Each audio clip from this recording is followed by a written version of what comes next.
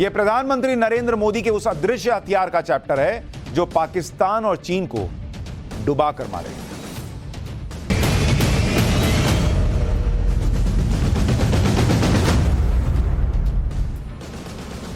भारत की समुद्री सीमाओं की सुरक्षा के लिए भारतीय नौसेना में कलवारी क्लास की सबमरीन आईएनएस वागीर को शामिल किया गया है।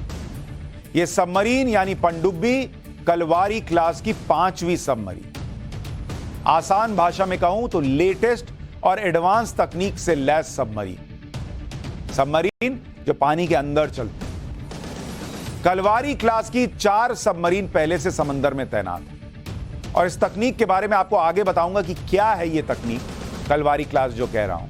लेकिन पहले उस सबमरीन की खासियत बता देता हूं, उस पनडुब्बी की खासियत बता देता हूं जिसे अब जो है वो सेना में शामिल कर लिया गया है।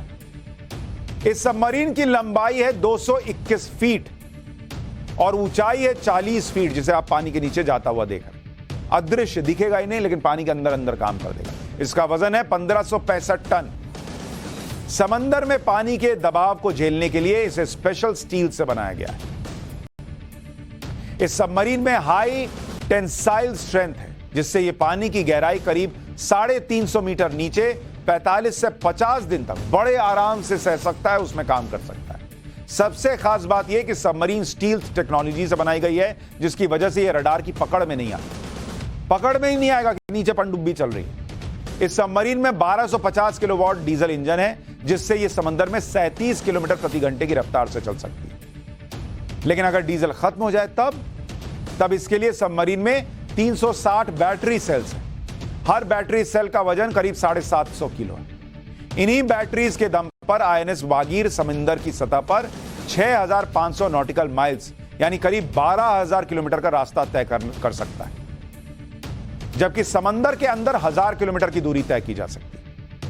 आईएनएस वागीर पूरी तरह से भारत में बनी हुई। एक और मेक इन इंडिया, इसे फ्रांस की कंपनी नेवल ग्रुप के साथ मिलकर मुंबई के Mazagon dock ship builders limited ने बनाया है और अब यह भारत की ताकत बढ़ा रही है। जिस सबमरीन वागीर की बात कर रहा हूं उसके बारे में आपको यह भी बता दूं कि यह सबमरीन साइलेंट किलर है। इसका मतलब क्या हुआ साइलेंट किलर? मतलब चुपे चाप जाकर मार देती। यह सबमरीन बिना आवाज किए चुपचाप दुश्मन का काम तमाम करती है। इसके पीछे के हिस्से में मैग्नेटाइज्ड प्रोपल्शन मोटर लगाया गया है।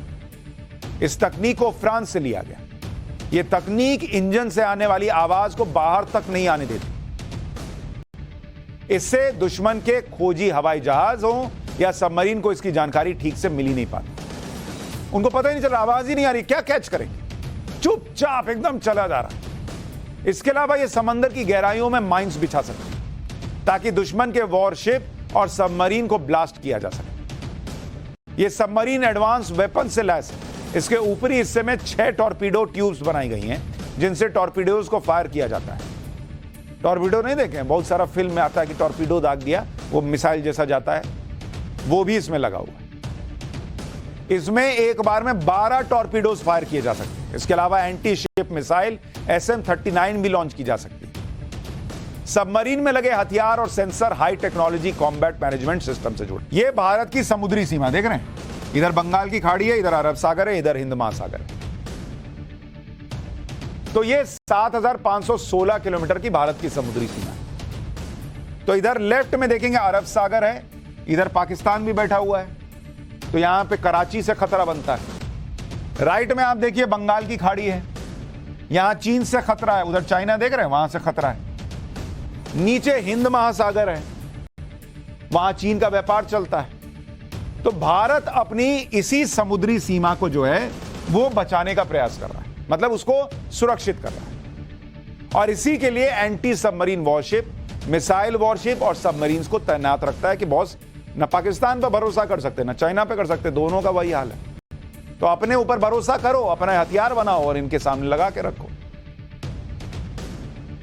आईएनएस वागीर को भी अरब सागर के आसपास तैनात किया जा सकता है। इससे भारत की समुद्री सुरक्षा कई गुना बढ़ जाएगी। 2017 से प्रोजेक्ट 75 के तहत लगातार समंदर की सुरक्षा को लेकर एक के बाद एक कलवारी क्लास की सबमरीन समंदर में उतारी जा रही है। और जैसा मैं आपको बता रहा था कि आईएनएस वागीर कलवारी क्लास की 5वीं सबमरीन है।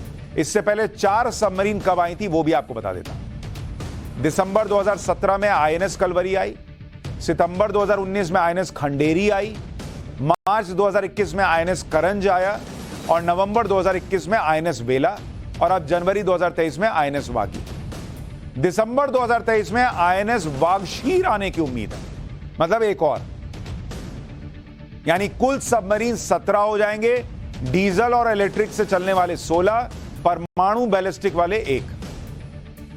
यानी समुद्र में भी भारत की ताकत जो है वो कैसे बढ़ रही है, आज उसका चैप्टर भी आपको बताया, ताकि अगली बार कोई कहे कि भारत को क्या हो रहा है, भारत को कहां से जो है वो भारत की सीमा में छेड़छाड़ की कोशिश हो रही है, तो आपको पता रहना चाहिए भारत कितना सुरक्षित है।